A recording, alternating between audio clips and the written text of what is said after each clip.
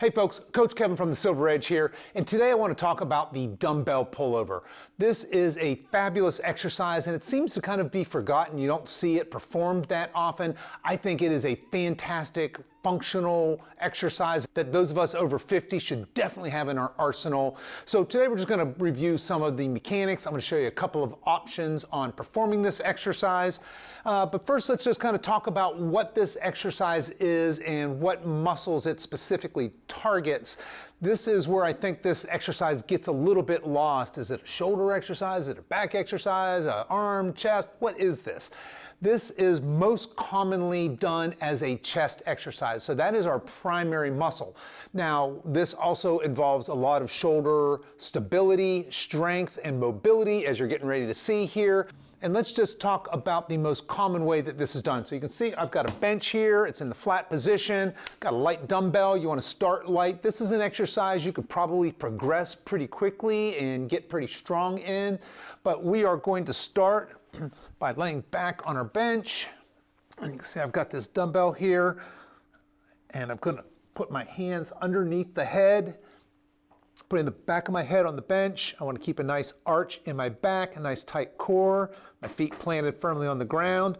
I'm just going to lift this up overhead with nice straight arms, and I'm coming all the way back. Get that nice stretch, and back up. All the way back, nice stretch, and back up.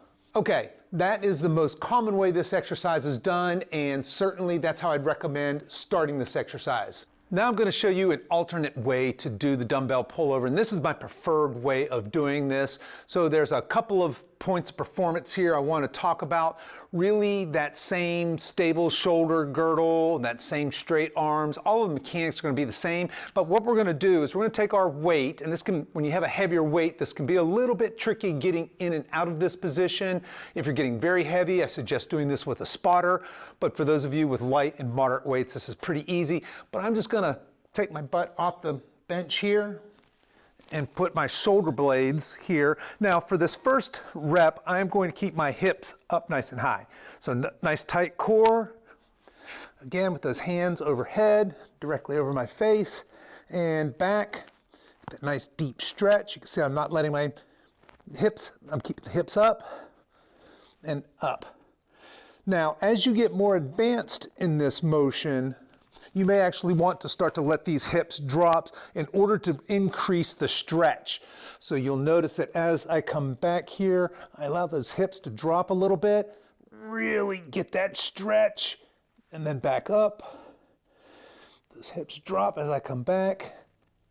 Really stretch in here, working on that mobility, focusing on the chest muscle as I bring that back. So there you go. That's the dumbbell pullover. Like I said, I think it's a forgotten gem. I don't see this done a whole lot in the gym.